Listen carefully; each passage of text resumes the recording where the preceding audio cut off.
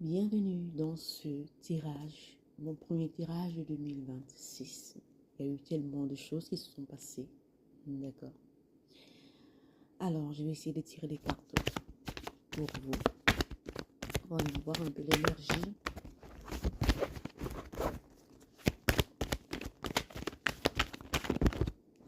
Alors, je vais juste une carte. 2026 est sur la carte du pendu de quelqu'un qui regarde, qui a la tête en bas, les pieds sur un arbre. Ici, l'énergie que j'ai de cette carte, c'est de regarder les choses autrement. Peut-être que 2025 a été une année pesante pour certaines personnes. Vous n'avez pas réalisé certaines choses, mais il faut savoir qu'on était en numérologie, on était dans l'année, le numéro 9. Le numéro 9, en numérologie, c'est un peu, on est en train de traverser la dernière phase pour comprendre certaines choses, certains choix que nous avons faits, d'accord? Et c'est comme si on devait tout déposer entre les mains de Dieu, entre les mains de l'univers. On devait travailler sur nous-mêmes, on devait travailler sur les choix qu'on a accomplis, sur les choix qu'on a fait pour manifester sur notre vie, que ce soit intérieur et extérieur. Et avec le pendu, on vous demande de regarder les choses autrement, de savoir qu'il y aura toujours ce soleil qui sera toujours là. L'arbre, l'arbre ne pousse pas en un jour. L'arbre ne pousse pas en un jour, ça prend du temps. Il y a des choses qui prennent du temps. Il y a des choses qui doivent être travaillées pour être assimilées à l'intérieur de vous. 2026, nous sommes en nombre numérologie 1. Si on va aller, on est plus dans l'énergie de Mars. On va passer à l'action parce qu'on a compris en 2026 les choses qui nous bloquaient, les choses qui nous empêchaient d'avancer, que ce soit sur les relations, que ce soit sur le plan professionnel, peu importe où vous êtes concentré sur le 2025. Le 2025, c'est 2, 1, 0, 2, 5. Le 2, on est dans la réceptivité. On est toujours dans la réceptivité. On est toujours dans quelque chose où il faut aller travailler en soi. D'accord? Le 2, c'est le père et la mère pour construire l'enfant, pour mettre quelque chose en avant. D'accord? Donc, avec la carte du pendu, c'est de comprendre, au fait, comment je peux expliquer cela avec la carte du pendu et avec l'arbre et le soleil, parce qu'on voit un peu, comment on dit encore notamment, le lever du soleil avec cette carte. Il est en train de sourire. Il a travaillé sur lui, d'accord? C'est avoir cet esprit jeune-là, de retourner en soi, de voir que nous sommes vivants, voilà. Nous sommes vivants, je peux voir le soleil, voilà pourquoi j'ai mis l'image du soleil. Je peux voir le soleil, je peux encore marcher, je peux encore faire des choix, voilà. Moi, je dis toujours, tant que nous sommes en vie, tout est possible, d'accord? Tout est possible. Et on voit cet arbre-là qui a ses feuilles qui sont encore bien vertes là. Donc, vous avez encore des possibilités. Vous avez encore la possibilité de changer votre vie en 2026.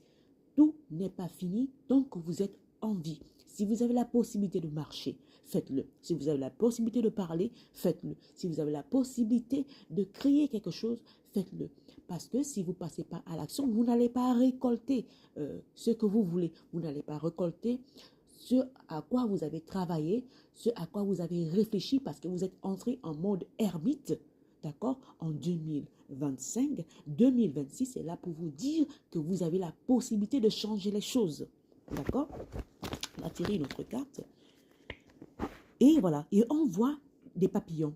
Des papillons dans cette carte-là. Donc, les papillons, c'est un peu... essayez de vous concentrer sur quelque chose. N'allez pas...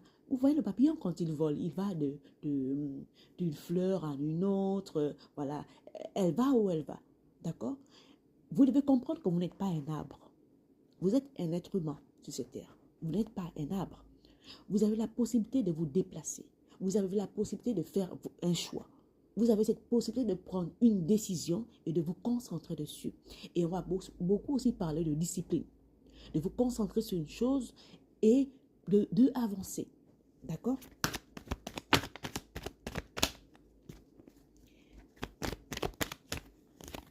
Voilà.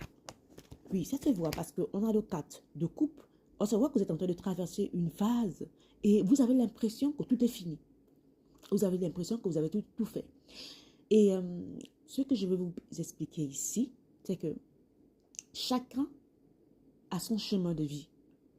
Chacun traverse la vie selon ses ressentis, selon ses émotions, selon son bagage spirituel, selon ses expériences.